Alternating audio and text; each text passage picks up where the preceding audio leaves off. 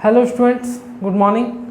आज हम चर्चा करेंगे करंट अफेयर्स का एक महत्वपूर्ण टॉपिक है गलवान घाटी के तनाव के बारे में। गलवान घाटी का तनाव क्या है, इसके बारे में हम पूरी विस्तृत चर्चा करेंगे। मैं आपको इस वीडियो को देखने से पहले एक छोटी सलाह देना चाहूँगा कि इसके पहले आप मेरा जम्मू कश्मीर को लेकर, सीमा विवाद को लेकर एक वीडियो मैंने बनाया है, उसको भी आप पहले ज़रूर देख लें, क्योंकि उससे आपको इस सीमा विवाद के बारे में और इस तनाव के बारे में आपको अच्छी तरह से समझ में आ जाएगा। ये तनाव क्या है, इसके बारे में हम शुरुआत करते हैं। देखिए, 1962 में आप सभी जानते हैं कि भारत और चीन के बीच में युद्ध हुआ था 1962 में, और इस युद्ध में भारत की हार हुई थी उस समय। और उस समय तत्कालीन जो प्रधानमंत्री थे वो जवाहरलाल नेहरू थे। जब तक आप जम्मू कश्मीर के हिस्ट्री को नहीं समझेंगे तब तक आपको इस तनाव के बारे में भी समझ में नहीं आएगा। थोड़ा सा मैं आपको एक इसका रफ आपको आइडिया बता देता हूँ कि इस टेंशन का रीज़न क्या है।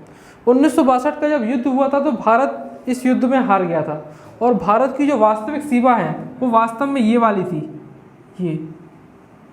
ये मैं आपको अंडरलाइन कर रहा हूँ यहाँ पे। ये जो सीमा है ये भारत की वास्तविक सीमा थी चीन के साथ में। इधर पर तिब्बत था। तिब्बत पर चीन ने अपना कब्जा कर लिया था 1959 में चीन ने तिब्बत पर कब्जा कर लिया था। और उसके बाद 1962 में चीन ने भारत पर भी हमला कर दिया और इस पूरे क्षेत्र पर कब्जा कर लिया। इस क्षेत्र का नाम था अक्साई चिन। इस क्षेत्र का क्या नाम था? अक्साई चिन। और जो सीमा वर्तमान में भारत और चीन को निर्धारित करती है, भारत और चीन की सीमा को निर्धारित करती है, उसको हम लाइन ऑफ एक्चुअल कंट्रोल कहते हैं। इस तरह से भारत और पाकिस्तान के बीच में जो सीमा है यहाँ पर इस तरह से, इसको हम बोलते हैं लाइन ऑफ कंट्रोल। क्या बोलते हैं हम इसको? Line of control. इसी तरह से भारत और चीन के बीच में जो अभी वर्तमान में जो सीमा है इसको हम लाइन ऑफ एक्चुअल कंट्रोल बोलते हैं। इतना सभी को क्लियर हुआ? इसके बाद हम इस पर आ जाते हैं। कुछ महत्वपूर्ण नदियाँ हैं, मैं आपको उनकी एग्जैक्ट लोकेशन समझा देता हूँ, इससे आपको ये तनाव बहुत अच्छे से समझ में आ जाएगा। सिंधु नदी जो है वो तिब्बत के पठार से होकर निकलती है, चेमा युंगडोंग ग्लेशियर से। यहाँ से सिंधु नदी होकर निकलती है, इसे रेड कलर से बना देता हूँ। यहाँ से सिंधु नदी होकर निकलती है, तिब्बत के पठार से चेमा युंगडोंग ग्लेशियर से होकर निकलती है। लद्दाख, ये लद्दाख की पहाड़ी है और ये काराकोरम की पहाड़ी है। ये मैंने छोटे छोटे ट्रायंगल बनाए हुए हैं, ये पहाड़ी को दर्शाते हैं। किसको दर्शाते हैं? पहाड़ी को। तो ये जो नदी है सिंधु नदी, ये लद्दाख और इसके नीचे एक और छोटी पहाड़ी है जास्कर की पहाड़ी। इस तरह से लद्दाख और जास्कर के बीच में से सिंधु नदी होकर गुजरती है, जो आगे जाकर श्योक नदी से मिल जाती है। श्योक नदी काराकोरम और लद्दाख के बीच में से होकर निकलती है। फिर से मैं समझा दे रहा हूँ, काराकोरम और लद्दाख के बीच में से होकर निकलती है श्योक नदी, और लद्दाख और जास्कर के बीच में से होकर कौन सी नदी निकलती है? सिंधु नदी। और ऊपर जाकर एक जंक्शन पे ये मिल जाती है। इसको हम बोलते हैं सिंधु गार्ज। क्या बोलते हैं हम इसको? सिंधु गार्ज। और वहां से ये कहाँ प्रवेश करती है? पाकिस्तान के अंदर प्रवेश करना चालू हो जाती है। ये सारी स्टोरी इस श्योक नदी और इस गलवान नदी से जुड़ी हुई है।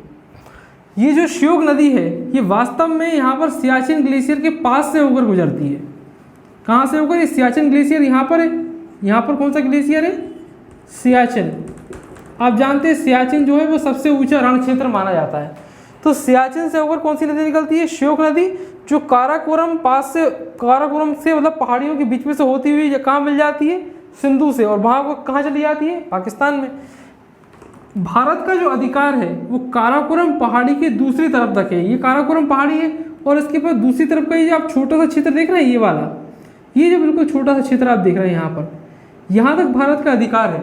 और यहाँ पर एक छोटी सी नदी आती है, इसका नाम है गलवान नदी। ये गलवान नदी अक्साई चिन से आती है। अक्साई चिन कौन सा इलाका है? ये वाला। ये मैं आपको अंडरलाइन कर दे रहा हूँ। ये पूरा जो इलाका माना जाता है, ये यहाँ पर ये पूरा इलाका जो कहलाता है इसे हम बोलते हैं अक्साई चिन। ये जो मैंने नीली रंग से बाउंड्री बनाई हुई है यहाँ पर, ये पूरा क्षेत्र कहलाता है अक्साई चिन। तो अक्साई चिन में एक छोटी सी नदी आती है जो कहाँ आके मिल जाती है? श्योक रिवर से। ठीक है ना।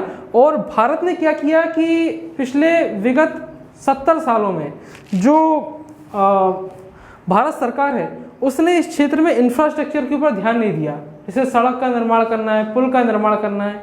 इसी दौरान चीन ने बड़ी तेज़ी से पूरे इस क्षेत्र में बड़े पैमाने पर सड़क का निर्माण करता चला गया। लेकिन जब 2014 में आप जानते हैं एक नई सरकार आई, तो उसने क्या किया कि यहाँ पर बड़े पैमाने पर इंफ्रास्ट्रक्चर, सड़क निर्माण, पुल का निर्माण करना शुरू कर दिया। और ये टारगेट था 2022 तक कि इस पूरे क्षेत्र में जितना भी सड़क निर्माण होना है उसको कंप्लीट कर दिया जाएगा, फिनिश कर दिया जाएगा। और इसी दौरान जो भारत सरकार थी वो दोरब्युक श्योक नाम का एक सड़क बना रही थी। क्या नाम है सड़क का नाम? दोरबक श्योक, थोड़ा लंबा नाम है। दोरबक एक छोटा सा गांव है यहाँ पर, और श्योक इस नदी का नाम है। ये लाल लाल जो नदी दिख रही है आपको, टर्न होके आई है यहाँ पर। दोरबुक से लेकर कहाँ जाती है? यहाँ तक जाती है। तो इस सड़क का जो निर्माण किया जा रहा था वो इस नदी के बिल्कुल पैरेलल किया जा रहा था, नदी के बिल्कुल समानांतर। जहाँ जहाँ पर ये नदी जा रही है आप जिसे देख रहे हैं, इसके बिल्कुल समानांतर एक सड़क का निर्माण किया गया था। इसका उद्देश्य क्या था? इसका उद्देश्य ये था कि सैनिकों के लिए जो आवश्यक, जो चाहे वो खाने पीने की सामान की आपूर्ति हो, चाहे वो हथियारों की आपूर्ति हो, उसको आसानी से किया जा सके। क्योंकि ये जो पर्वत चोटियां हैं काराकोरम की, ये लगभग 6000 मीटर है, लगभग करीब 16 से 17,000 फीट ऊंची चोटियां हैं। इतनी ऊंची चोटी से अगर मान लीजिए यहाँ पर ठीक से सड़कें भी नहीं हैं, और अगर सामान आपको इस स्थान से इस स्थान पर पहुँचाना है, यानी कि एक पहाड़ी के जो बीच का क्षेत्र है और दूसरी पहाड़ी के अगर इस तक पहुँचाना है, ये वाले स्थान तक पहुँचाना है, तो इसके लिए आपको हवाई जहाज़ का इस्तेमाल करना पड़ता था। जो लड़ाकू जो जंगी जहाज़ होते हैं, जैसे कि ट्रांसपोर्ट एयरक्राफ्ट होते हैं, हेवी एयरक्राफ्ट, उनका इस्तेमाल करना पड़ता था, जो कि काफ़ी महंगा पड़ता था।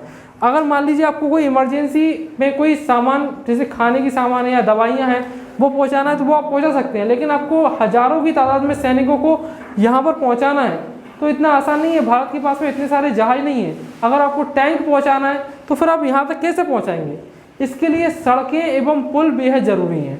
तो भारत सरकार ने श्योक नदी के बिल्कुल समानांतर मतलब जैसे कि मान लीजिए ये नदी है, तो बिल्कुल इसके समानांतर सड़क का निर्माण करना शुरू कर दिया। तो भारत सरकार ने यहाँ से ये, जिसका नाम है दोरबुक से लेकर और यहाँ तक, इसका नाम है दौलत बेग ओल्डी। ये दौलत बेग ओल्डी जो है वो भारत में सबसे ऊंची एयरफील्ड है, मतलब भारत में सबसे ऊंचाई पर कोई का एयरपोर्ट है, तो उस एयरपोर्ट का क्या नाम है? दौलत बेग ओल्डी। दौलत बेग ओल्डी, ये दौलत बेग ओल्डी है, ये सबसे ऊंचाई पर क्या है? एयरफील्ड है।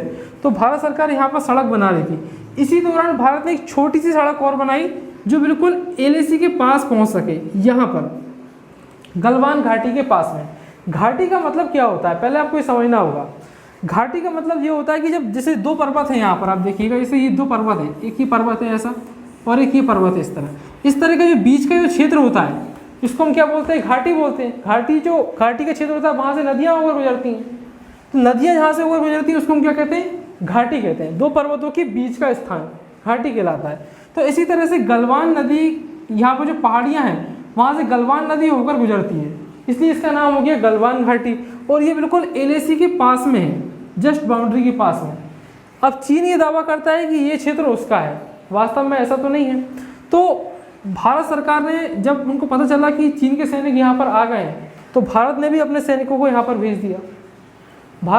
तो इसके बीच में उनके बीच में झड़प हो गई। तो असल में प्रॉब्लम क्या थी कि चीन के जो सैनिक थे वो बड़ी आसानी से यहाँ पर पहुँच गए थे, क्योंकि यहाँ पर उन्होंने पहले से अपना इंफ्रास्ट्रक्चर तैयार करके रखा हुआ है, सड़कें पुल वगैरह पहले से तैयार है, जबकि भारत को नदी पार करके यहाँ तक पहुँचना पड़ता है। तो इसी दौरान उनके बीच में झड़प हुई और हमारे जो 20 जवान थे वो शहीद हो गए, जबकि चाइना ने अपने जो शहीद जवान हैं उनकी जानकारी सही दी नहीं है, जैसा आपने देखा होगा। तो ये जो क्षेत्र है गलवान घाटी वाला, ये वाला क्षेत्र, ये वास्तव में भारत के लिए बहुत अधिक महत्वपूर्ण है। क्यों महत्वपूर्ण है? अगर मान लीजिए भारत यहाँ से अपना दावा छोड़ देता है, थोड़ी देर के लिए आप एग्जाम्पल देखिए, ये हमारी LAC है और यहाँ से हम अगर पीछे हट जाते हैं तो चीन इस पर्वत तक पहुँच जाएगा और फिर कारगिल जैसी सिचुएशन हो जाएगी। आप जानते हैं कारगिल के युद्ध में क्या हुआ था कि पाकिस्तान के जो आतंकवादी थे और जो सैनिक थे उन्होंने ऊंचाई वाले हिस्से पे कब्जा कर लिया था और भारत कहाँ था? नीचे वाले हिस्से पे था। तो आप जानते हैं बड़े पैमाने पे हमारे सैनिक शहीद हो गए थे। इसलिए ये जो गलवान घाटी है ये हमारे लिए बहुत अधिक महत्वपूर्ण है। ये हमको एक रूट प्रोवाइड करती है कहाँ तक, LAC तक पहुँचने के लिए एक रास्ता प्रोवाइड करती है। और ये जो भारत तेज़ी से इंफ्रास्ट्रक्चर बना रहा है ये चीन को पसंद नहीं आ रहा है, इसलिए ये सामरिक रूप से गलवान घाटी भारत के लिए बेहद महत्वपूर्ण मानी जाती है। ठीक है फ्रेंड्स, आपको मेरा लेक्चर कैसा लगा आप कमेंट सेक्शन में अपनी राय दीजिए। मेरे वीडियो को अधिक से अधिक लाइक कीजिए, शेयर कीजिए और मेरे चैनल को सब्सक्राइब कीजिए। धन्यवाद।